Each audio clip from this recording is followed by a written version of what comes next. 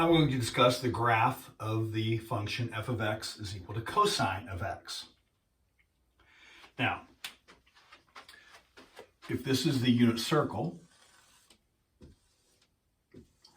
and we wrap the number line around the unit circle, then suppose a point on the x-axis, when we wrap it around, falls to, let's say, that point. That point determines this angle in standard position. And that value, that point, that also determines this y-coordinate. That was the value of sine of the x. But that also determines this horizontal distance. This horizontal distance is the cosine of the value. And so just as the y-coordinate starts at 0, increases to 1, and so on, the x-coordinate, if we start at 0, the x-coordinate is this entire distance. As this point gets closer and closer to 0, that x-coordinate gets longer and longer and longer. At 0, the x-coordinate is 1. So at 0, cosine of 0 is this whole distance, is 1. Cosine starts at 1. And then as this angle sweeps through this first quadrant, this x-coordinate gets smaller and smaller and smaller because these points correspond then to that triangle, there's the x-coordinate, then this triangle, there's the x-coordinate, then this triangle, there's the x-coordinate, then this triangle, there's a little x-coordinate, and then this triangle, there's a little tiny x-coordinate. The x-coordinates get smaller and smaller and smaller until at 0, 1, the x-coordinate is in fact 0. And then the x-coordinates get larger and larger, negative. And they continue to decrease until what is the furthest out this becomes? Furthest out this becomes is -1, 0. So the x-coordinates start at 1, then they decrease to 0, then they increase to -1, then they come back down to 0. They don't increase, they continue to decrease to -1. Then they increase to 0, then they increase to +1, and then that cycle continues. And so the cosine graph is similar to the sine graph. The best thing to do is first put the y-coordinates, -1, +1, still map out 1, 2, 3, and a little more. So there's pi. If that's pi, there's 2 pi. If that's 2 pi, that's 3 pi, as many of those as you care to make. If that's pi, that's -pi.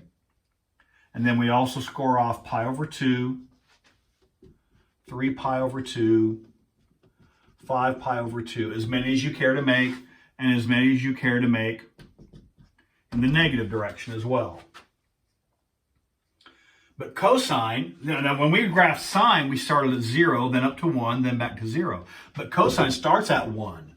Cosine starts at 1 at the value of the 0 radian angle. Starts at 1 and then decreases. This x-coordinate is now 0. And so it starts at 1, decreases to 0, and then at pi radians, the value is -1. So +1, 0, -1, then it increases back up to 0, and then increases back up to +1, and the cycle continues itself on out. And it continues in the negative direction to 0 to -1. And so what we have is the same shape curve as the sine graph within the limits of my very badly drawn picture.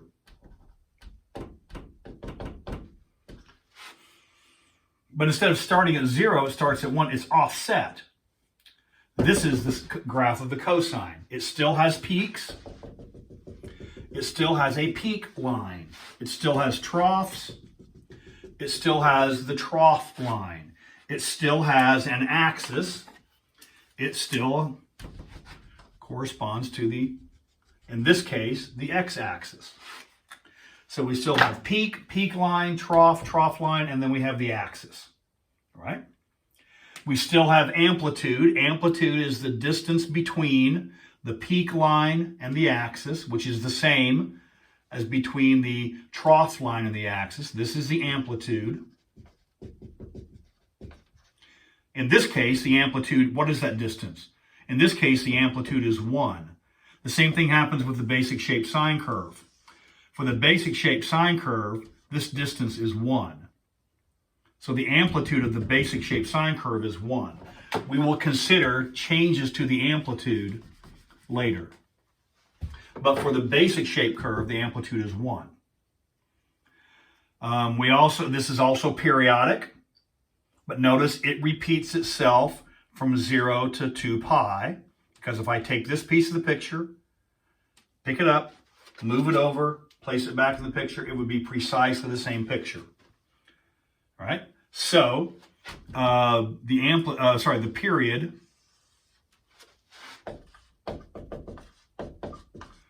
period is 2 pi, but the standard interval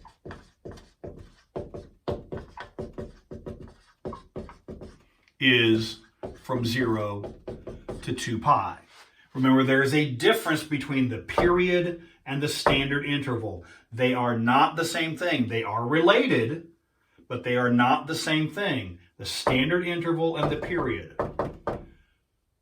Later on, when we solve equations, this standard interval is going to be a very important piece of that puzzle. So the period is 2 pi. The standard interval is from 0 to 2 pi. Include 0, do not include 2 pi. We also have domain and range. Notice that the domain for the cosine graph is the same as the domain for the sine graph.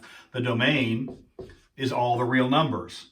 If you like this version, that is more than wonderful. If you don't like this version, you may use this. Or if you don't like either one of those, you may write that out in words, all real numbers.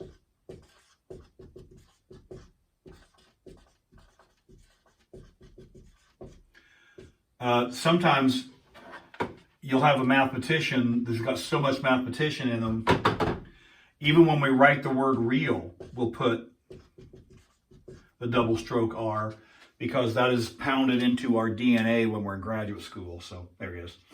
Anyway, so the domain is all the real numbers. The range, what part of the y-axis are we using? We're only using from -1 to 1. So the range is from -1 to 1. The domain is all the real numbers. Either this, or this, or this. I don't care which one of those three you pick. So that's the graph of the cosine curve. You should have some basic familiarity with the cosine curve. Yes, if you need to plot a few points to get it more accurate, you need to have that in your skill set. If all you need is a rough sketch of the cosine curve, that's good enough. This is a rough sketch of the cosine curve, and you know this is at 0, this is at pi, this is at 2 pi, this is at pi over 2 and 3 pi over 2. If all you need is a rough, quick sketch, it doesn't need to be anywhere close to accurate. If you're putting points on there and labeling them, then yes, you ought to try to get at least a reasonable amount of accuracy. You should have both of these in your skill set. What is a rough, quick graph of the sine curve? Hopefully by now, we know that's a rough, quick graph of the sine curve. And if you needed to, you could make a similar picture to this for the sine curve that we have here for the cosine curve. So those need to be, again, in your comfort zone, and your ability to use them should be very, very good. So we have all this terminology for the cosine curve, just as we had it for the sine curve. There are some similarities, there are some differences, and it's important that you have these just basic down pat in your mind so that there's no issue with these. We are going to use the sine and the cosine graphs to generate the graphs of the other functions, tangent, cotangent, secant, and cosecant. If you do not have a firm foundation with sine and cosine, You won't do particularly well in this course. You won't do particularly well with the other graphs of the other functions. And you really will have a rough time in courses that come after this, whether they're mathematics or just mathematics based, because this is so standard, so bedrock, that it needs to become just part of your mental furniture, that your familiarity with the cosine and the sine curves is just absolute.